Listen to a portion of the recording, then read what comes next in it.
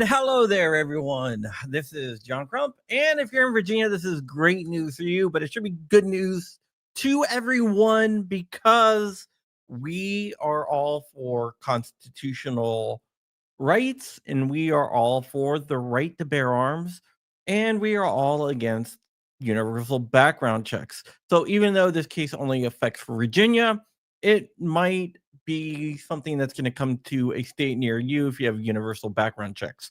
So go ahead and talk about it.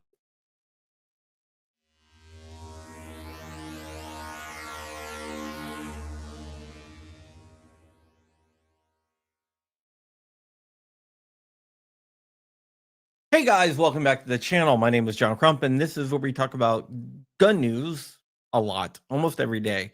And today we're going to be talking about something out of the great state of Virginia, a Commonwealth of Virginia. Actually, it's not a state, it's a Commonwealth, but whatever.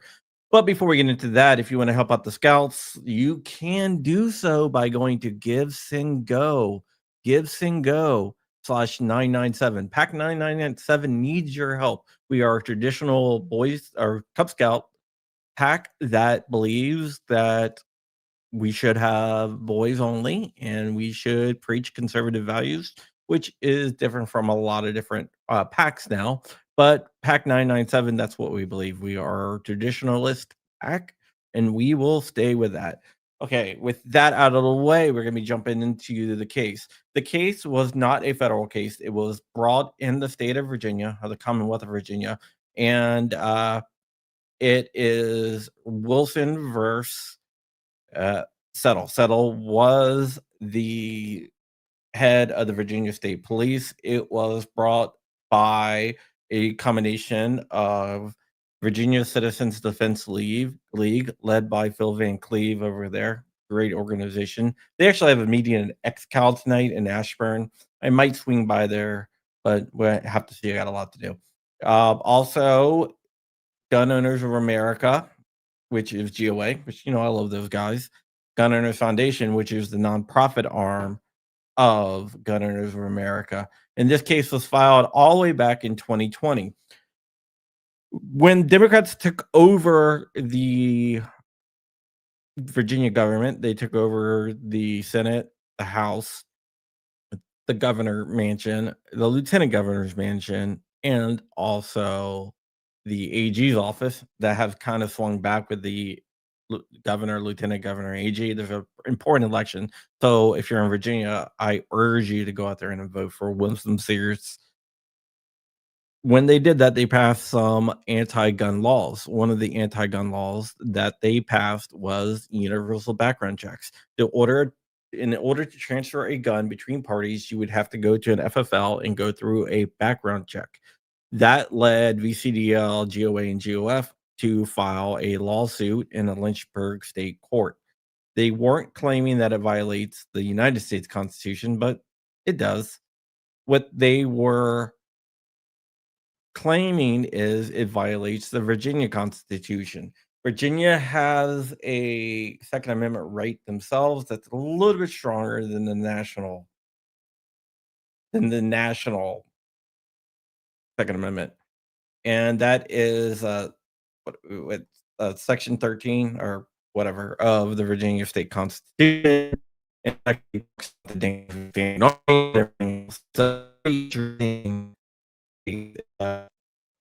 amendment to the Virginia Constitution, if you want to read it. It's our Article 1, Section 13.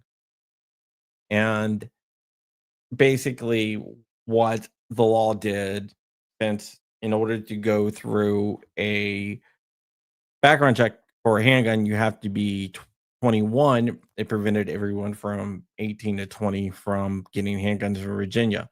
Now, shortly after the court went through this, they issued a temporary injunction against the law as applied to 18 to 20-year-olds, but you still had to go through a background check if you were 21 or older. As of today, that will no longer be the case shortly. And when I say shortly, I'll explain that in a second. As of today, the court issued a permanent injunction against the state. and is directing the state to file an order stating that universal background checks in Virginia are verboten. Basically, everything is going back to the way that it was. So you will no longer have to go through an FFL to transfer a gun. Now you can say, can you still be charged? Yes, you can still be charged right now until the order is drafted. I doubt that they will charge you because you'll be convicted or arrested on an unconstitutional charge, and I don't think that they're gonna do that. So basically, universal background checks in Virginia is dead. Once again, this is in a state court, so it's not a national court or a federal court. This is a state court. This is a violation of the Virginia state constitution. It will be interesting to see if this is appealed, and that might have to do with whether we win the elections coming up. We being the pro gun side. Winsome Sears is very pro gun. She's running for governor. So we have to vote for her. We have to vote for Jason Miyares, even though he's not my favorite person, but we have to vote for him over Jay Jones. Jay Jones was the guy that wants to kill Republican kids and Republicans. So that should be a slam dunk there. We have to get those people at least back into office to protect our rights in Virginia. If the Democrats come into office, they will probably appeal this. But we're going to have to see what happens with that. But as of right now, there's still universal background checks in Virginia until the order is written, but no one's probably going to be prosecuted or arrested for it because the order is going to be written to get rid of universal background checks pretty damn soon. The case was reviewed by David Brown, also Rob Olson, the chicken farmer. Yes, the chicken farmer had something to do with this case. So Rob Olson and David Brown are the ones that actually like were the lawyers of record on this case. So yes, that is what's going on. I'm replacing APs in my office where my studio is. Should have it replaced tonight, and that should increase the signal substantially. So just hang in there. If the signal's not that great, it will be a hell of a lot better fairly shortly. But yeah, that is what's going on. Universal background checks in Virginia have entered its grave. It's in its death spiral. And this is a good ruling that has been long coming. I mean, the case was originally filed on June 22nd, 2020. So this has been around for about 5 years. So we're gonna have to see exactly when everything goes into effect and the order is written, but the order has to come out soon. Ubiquity is a good brand, but no, I'm not using Ubiquity. I'm using some Meraki. So there you go.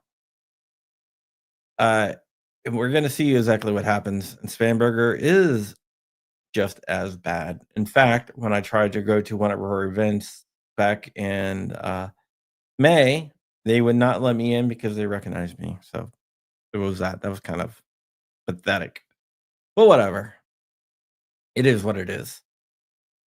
So this is a win for Virginia. This is a win for all Virginians. And let's go ahead and build on this. Spamberger is down in the polls. She still has a slight lead, but it's in the margin of error. We're gonna have to have a massive, massive turnout. Early voting starts in 4 days. So yeah, 4 days. So for early voting starts in 4 days in Virginia. So get out there and vote. Winsome Sears is and Jason Miyares are the two most important guys, but go ahead and vote for the Republican for lieutenant governor as well. But Winsome Sears let's talk about Winston Sears before we go. She is a Jamaican immigrant. She got her citizenship by joining the US Marines. Hoorah. And she is a proud American, very, very proud American. I've spoken to her. She's very, very proud. And she carries around an AR-15 with her. In fact, her official picture from governor her with her AR-15. So in her official campaign picture, she posed with her AR-15. So that should tell you something about Winsome Sears. Great, great person, and she definitely has my vote, and she should have your vote too if you care about gun rights. Because Spanberger hates guns. She is very, very anti-gun. Probably one of the most anti-gun people that we've ever had run in Virginia. And she's also for boys and girls locker rooms, boys and girls sports, and all those social issues that are a big deal to a lot of people out there. She is for that. No, she's not I'm a two-way person, but she is a I don't like guns. I'm not a two-way person. So at least she's honest about it. She's definitely not a two-way person, and she will admit that she's not a two-way person. So, but Winsome Sears is I'm a two-way person. Period. No, but just I'm a two-way person. So Winsome Sears is who you need to vote for. All right, guys, that's it. We're going to get out of here. And yep, she Dark Mavis. She is from Rockery based and stands for our values. She also goes to my church. She has my vote. Dark Mavis from DLD After Dark. DLD After Dark is a great channel. You should listen to them. Also, at the Gundies, they have something called the Micro Influencer of the Year. And I think Flying Rich and DLD After Dark both deserve your votes for that award. So go ahead over to thegundies.com and nominate DLD After Dark and Flying Rich for Micro Influencer of the Year. And while you're over there, go ahead and throw in their Shooting Gallery as well. Shooting Gallery needs to be nominated for those. So those three guys, Shooting Gallery, Flying Rich, and DLD After Dark should all be nominated for Micro Influencer of the Year at the Gundies, which will be out in Las Vegas during SHOT Show. All right, guys, that's it. We're gonna get out of here. Thank you so much. Congratulations to GOA. Congratulations to BCDL. And with that, we are out of here. They have big decks. We're gone. See ya.